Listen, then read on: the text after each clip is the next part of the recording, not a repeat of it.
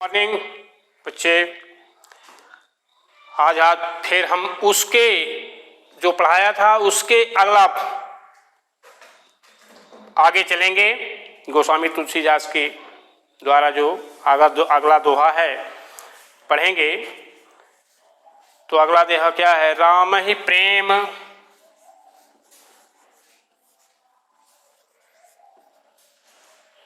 राम ही प्रेम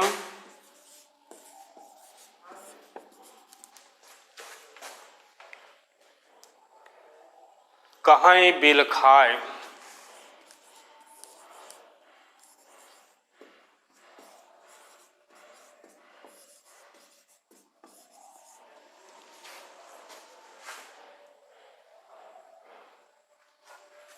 कहीं बिल खाए। देखिए, राम ही प्रेम समेत लखी, सखिन समीप बुलाए, और सीता मातु स्नेह बस, वचन कहीं बिल खाए। देखिए, उस दिन जो मैं पढ़ाया था इसके पीछे वाले पार्ट में कि भगवान राम धनुष के लिए गुरु विश्वामित्र जी से आज्ञा मांगी और आज्ञा मांग करके उस धनुष की ओर चल दिए हैं। और जब चल दिए तो जब उससे बड़े बड़े राजा महाराजा महाबली उस धनुष को हिला तक नहीं हिलाने की तो बात छोड़िए, छूने तक में भी बड़ा उनको असंभव लगा। लेकिन तब जो है वो सीता की माँ जो है श्री राम को देख करके वो बड़े चिंता में होती हैं और चिंता में होकर के वो अपनी सारी सखियों को बुलाती हैं और सखियों को बुला करके उनके सामने विलाप करती हुई रोती हुई अपनी व्यथा को अपने सखियों से बता रही हैं। क्या कह रही हैं कि राम ही प्रेम समेत लखी, सखिन समीप बुलाए, सीता मातु स्नेह बस, वचन कहीं बिल खाए। राम ही प्रेम समेत लखी, राम के प्रेम को देखकर सखिन समीप बुलाए। राम के प्रेम को देखकर सीता माँ अपनी सखियों को अपने पास बुलाती हैं और बुला करके कहती क्या हैं कि सीता माँ तु स्नेह बस, वचन कहीं बिल खाए। इस प्रकार से सीता माता अपने सखियों से रो रो करके विलाप करती हुई वो बताती हैं कि क्या कहती हैं कि सखी सब कौतुक देख निहारे। तो सीता माँ अपनी सखियों से रो करके यह सब जो मैं पढ़ा रहा हूँ ये सब सारी व्यथा अपनी सखियों को बताती हैं। क्या कहती हैं कि सखी सब कौतुक देख निहारे, अजेऊ कहावत ही तू हमारे। हे सखी, कौतुक माने तमाशा होता है। कहती हैं कि हे सखी, आज ये जो लोग इस सभा में बैठे हुए हैं सभी हमारा लोगों का तमाशा देखने वाले हैं। जो कहावत हितु हमारे, जो हमारे हित चाहने वाले हैं, हित को चाहने वाले अर्थात हितैषी हैं, वह सभी आज हम लोगों का आज हमारा तमाशा देख रहे हैं। को न बुझाई कहीं गुरु पाहे, और कोई यह बुझाए मैंने समझा करके सीता की माँ जो है अपनी सखियों से कह रही हैं कि कोई अपने इनके गुरु को कोई यह समझा करके यह नहीं कह देता बताता कि ये बालक असी हठ भल नाही, कि ये बालक का हठ माने जो जिद है, क्या जिद, जो मंच पर गए हैं तो सीता की माँ को यह लग रहा है कि ये जिद बस मंच पर आए हैं। भाई उनको शंका है कि ये जब इतने बड़े बड़े महाबली नहीं तोड़ पाए तो इतने छोटे से ये कहाँ से तोड़ लेंगे। तो इस प्रकार की वो अपनी व्यथा को कह रही हैं कि ये बालक असी हठ भली नाही, कि ये बालक का जो जिद है अर्थात जो हठ है वह ठीक नहीं है। आगे क्या कह रही हैं कि रावण बाण छुआ नहीं चापा, और हारे सकल भूप करि दापा। रावण बाण छुआ नहीं चापा, हारे सकल भूप करि दापा। सो धनुषाज कुंवर कर देहि, बाल मराल की मंदर लेहि। भूप सयानप सकल सिरानी, सखी विधि गति कछु जाति न जानी। बोले चतुर सखी मृदुबानी, तेजवंत लगो गनीय नरानी। कहाँ कुंभज कहाँ सिंधु अपारा, असो शिव सुज सुसकल संसारा। रवि मंडल देखत लघु लागा, उदय तासु त्रिभुवन तम भागा। त्रिभुवन माने अंधकार होता है। फिर क्या हुआ कि रावण बाण छुआ नहीं चापा। बाण माने होता है बाणासुर और रावण माने रावण। नहीं चापा, चापा माने धनुष होता है। तो सीता की माँ कह रही हैं कि जिस धनुष को रावण और बाणासुर जैसे महान योद्धा, जिस धनुष को छुआ नहीं चापा, जिस धनुष को रावण और बाणासुर जैसे महान योद्धा छू तक नहीं सके हैं। हारे सकल भूप करि दापा। दापा माने घमंड होता है, और सारे राजाओं का घमंड नाश हो गया, चूर हो गया। सो धनुराज कुंवर कर देहि, सो धनु राजकुंवर कर, कर माने हाथ होता है, देही माने देना होता है। सो धनुराज कुंवर कर देहि। सीता की माँ कह रही हैं कि जिस धनुष को रावण और बाणासुर जैसे महान योद्धा नहीं छू सके और उनके सारे घमंड को नष्ट हो गया, और वही धनुष यह राजकुमार छोटे बालकों के हाथों में दिया जा रहा है कि बाल मराल की मंदर ले। सीता की माँ कह रही हैं कि बाल मराल, मराल माने हंस होता है, बाल माने छोटा बच्चा, कि मंदर ले ही। कह रही हैं सीता की माँ कि कहीं हंस का बच्चा भी मंदराचल पर्वत को उठा सकता है। वही कह रही हैं सीता की माँ, कितने छोटे से बालक इतना हैवी माने कठोर धनुष, कहाँ इनके बस का बात है। तो वही तुलना दिया इन्होंने सीता की माँ कि कहीं हंस का बच्चा इस मंदराचल पर्वत को उठा सकता है।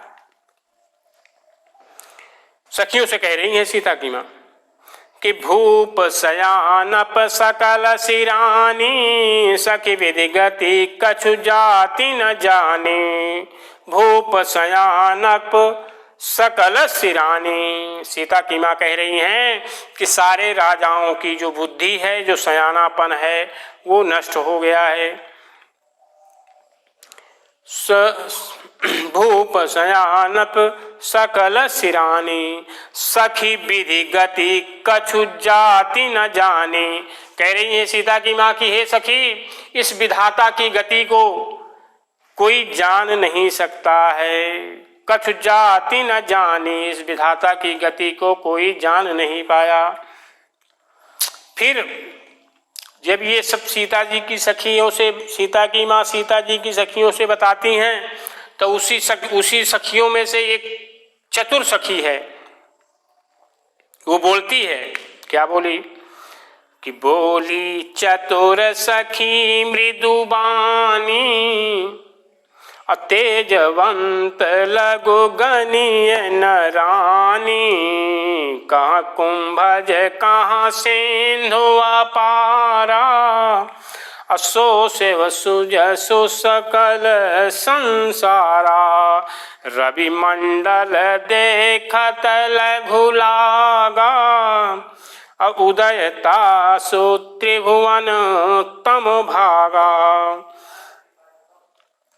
बोली चतुर सखी मृदुबानी, उसमें से सीता की सखियों में से, सीता की माता की सखियों में से, उसी में से एक चतुर सखी है, वो बोलती है, बोली चतुर सखी मृदु बानी, मीठी वाणी में वो चतुर सखी बोलती है, क्या कहती है कि तेजवंत लघु गनीय नरानी, तेजवंत लघु गनीय नरानी, कि तेजवान पुरुष को कभी छोटा नहीं गिनना चाहिए। कहाँ कुंभज कहाँ सिंधु अपारा, असो शिव सुजसु सकल संसारा, कहाँ कुंभज कहाँ सिंधु अपारा, असो शिव सुजसु सकल संसारा। तो सीता, वो चतुर सखी जब सीता की माँ के शंका को दूर करने के लिए, वो चतुर सखी जो है वो एक एक एग्जाम्पल देती है, जैसे भी ने दिया कि तेजवंत लघु गनीय नरानी, कि तेजवान पुरुष को कभी छोटा नहीं समझना चाहिए। फिर अभी इसी तरह से एक एक एग्जाम्पल, मतलब कि एक एक एग्जाम्पल उदाहरण देते हुए उनको सीता की माता को समझाती हैं। क्या कहती हैं कि कहाँ कुंभज कहाँ सिंधु अपारा, कहाँ कुंभ, कुंभ माने घड़ा होता है, आज माने अगस्त ऋषि होते हैं, अगस्त ऋषि जो है उस घड़े से पैदा हुए थे, कि कहाँ कुंभज कहाँ सिंधु अपारा, कहाँ वो कह रही हैं, वो चतुर सखी बोल रही है, बता रही हैं कि कहाँ घड़े से उत्पन्न अगस्त ऋषि सिंधु अपारा, और कहाँ अपार समुद्र सिंधु, असो शिव सुजसु सकल संसारा। इस प्रकार से अगस्त ऋषि ने एक छोटे से घड़े से पैदा हुए थे, लेकिन उन्होंने पूरे समुद्र के जल को पी लिया था। फिर आगे क्या कह रही हैं कि रवि मंडल देखत लघु लागा, उदयता सु त्रिभुवन तम भागा, रवि मंडल देखत लघु लागा, उदयता सु त्रिभुवन तम भागा। रवि माने होता है सूर्य, रवि मंडल देखत लघु लागा। अब सीता की वो जो चतुर सखी थी, सीता की माँ की चतुर सखी बताती है कि रवि माने सूर्य होता है, कि रवि मंडल देखत लघु, लघु माने छोटा होता है, देखत माने देखने में, कि रवि मंडल सूर्य भगवान देखने में बहुत छोटे लगते हैं, लेकिन उदयता सु त्रिभुवन तम भागा, लेकिन उदय होते ही तीन लोक का जो अंधकार है वो भाग जाता है। सीता की, मतलब कि सीता की माँ की वो चतुर सखी बता रही है कि सूर्य भगवान देखने में बहुत छोटे हैं, लेकिन देखने में छोटे हैं, लेकिन उदय होते ही वो जो है उनका सारा जो है 3 लोगों का पूरा अंधकार नष्ट हो जाता है। इस प्रकार से सीता की माता जो है अपनी विलाप करती हुई, अपना विलाप करती हुई जो है उन सखियों से अपना विलाप करती हुई बता रही हैं, कह रही हैं, मतलब उनको ये शंका है कि भगवान राम जो है, राम छोटे हैं, ये कैसे तोड़ पाएंगे धनुष को, कि इतने बड़े बड़े महाराज मतलब महाबलशाली जब लोग नहीं तोड़ पाए तो वो कैसे तोड़ देंगे। इसी प्रकार से यह बताते हुए वो अपनी सखियों से विलाप करती हैं, विलाप करती हुई बता रही हैं। तो ये आपका त्रिभुवनतम भागा। हाँ, अगला दोहा है, मंत्र परम लघु जासु बस, विधि हरिहर सुर सर्व, महामत गजराज कहु, बस कर अंकुश खर्व। मंत्र परम लघु, मंत्र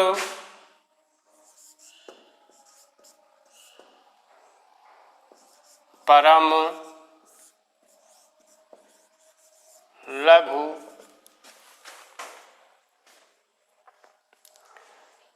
अंकुश खर्व।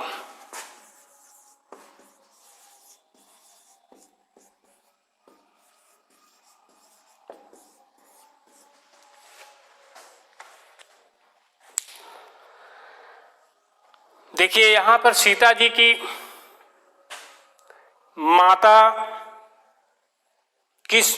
जो है अपनी उस सखियों से बताती हैं, तो उस सखियों से बता करके जो एक चतुर सखी है, वो चतुर सखी वो एक एक एग्जाम्पल बताती है, समझाती है उनको।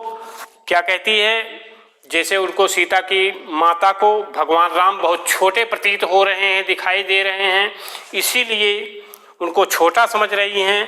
तो लेकिन वो चतुर सखी जो है उनको अन्य कई एग्जाम्पल उदाहरण दे करके उनको विश्वास दिलाती है। सीता की माँ को विश्वास दिलाते हुए उनको भरोसा जताती है कि क्या कहती हैं कि मंत्र परम लघु जासु बस, विधि हरिहर सुर सर्व, महामत गजराज कहूँ बस कर अंकुश खर्व।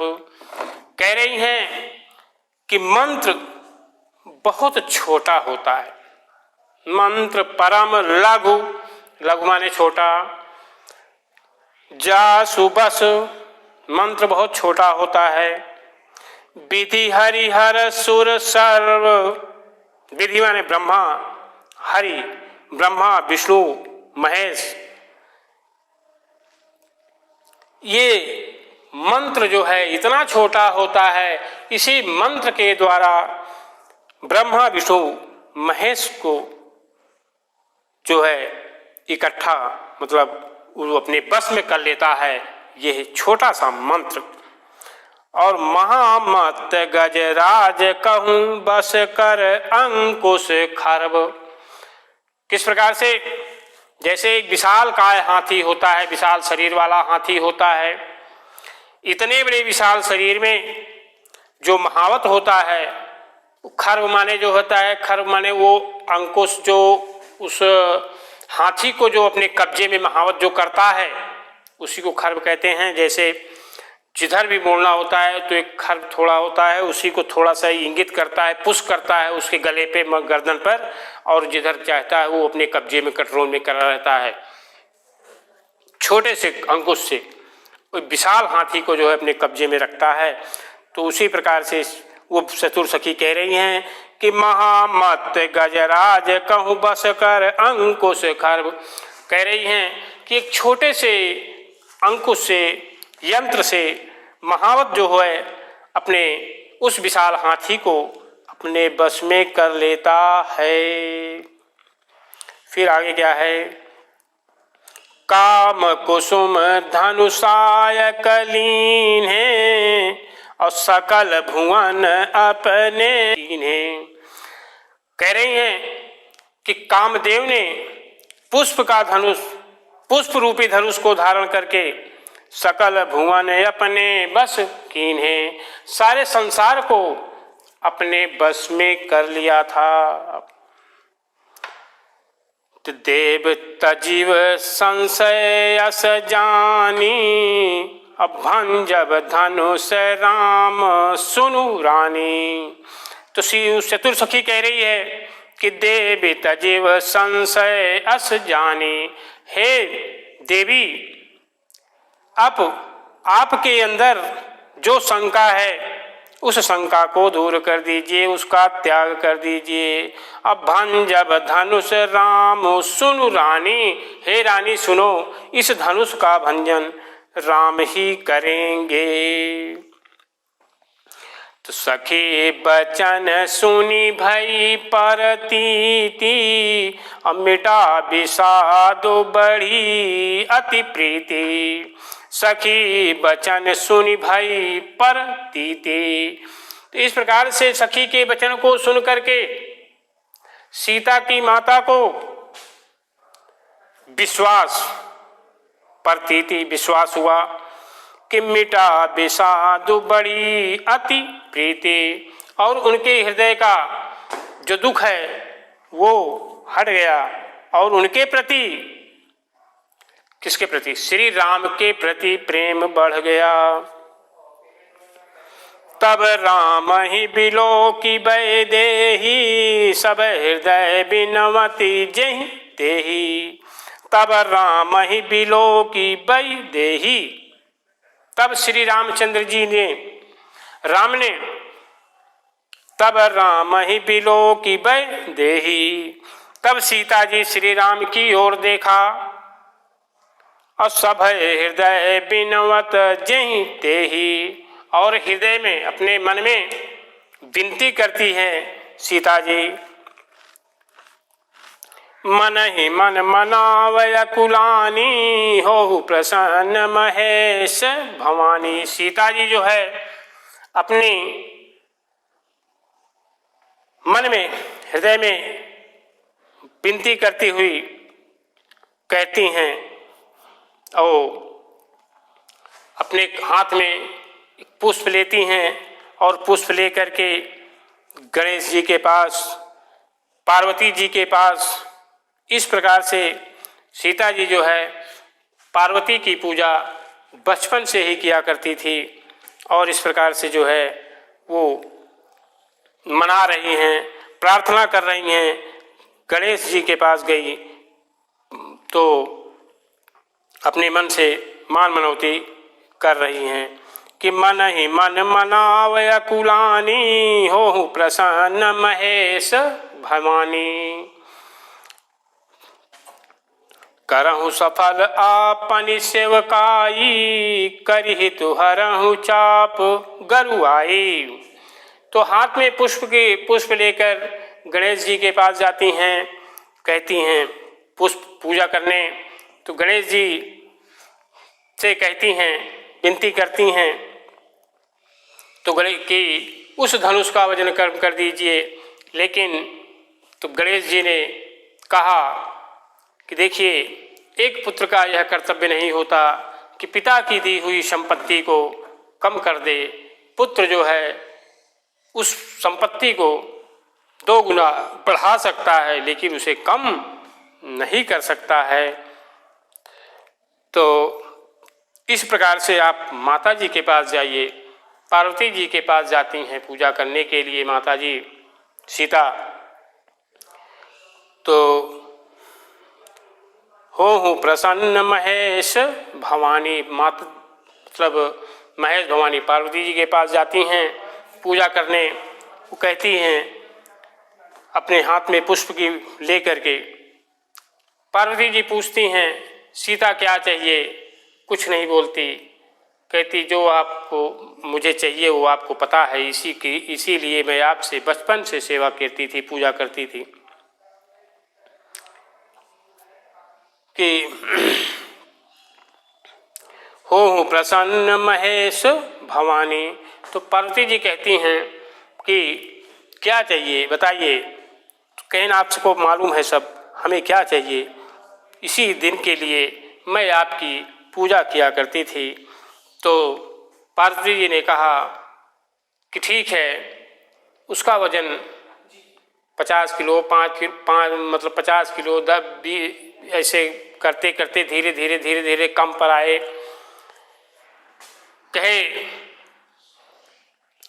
कहे कि 5 किलो हो जाए इसका वजन, फिर भी सीता नहीं बोल रही हैं। 1 किलो, आधा किलो, फिर भी नहीं बोल रही हैं। तब पार्वती जी ने कहा कि सीता, जिस धनुष का वजन मतलब 1 किलो आधा किलो जो नहीं उठा सकता, उससे शादी ऐसी करना क्या मतलब है। तब सीता जी ने उस जो हाथ में जो पुष्प ली थी उस पुष्प को दिखा दिया। कहा हमारे भगवान श्री राम इतने कोमल हैं, इतने कोमल हैं कि जब वो इस धनुष को माने इस पुष्प को तोड़ रहे थे तो उनके पसीने हो रहे थे, पसीने आ गए थे। तो कहाँ इतना कठोर धनुष को उठा पाना बड़ा मुश्किल है।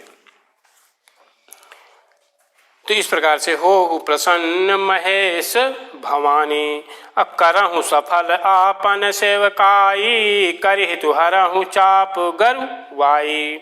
इस प्रकार से जो मैंने आज तक आपकी सेवा किया है, इसको आज मुझे सफल करिए। करहि तुहरहु चाप गरुवाई, और इस धनुष के वजन को हर कम कर दीजिए।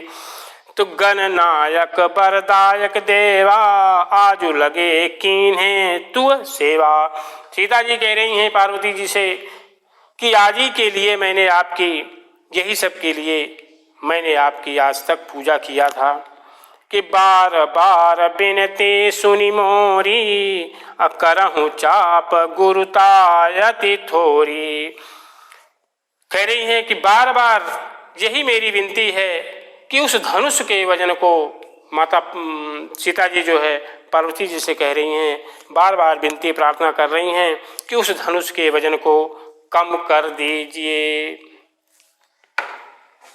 तो यही आज ये खत्म होता है ये दोहा। अब अगला आपका कल चलेगा।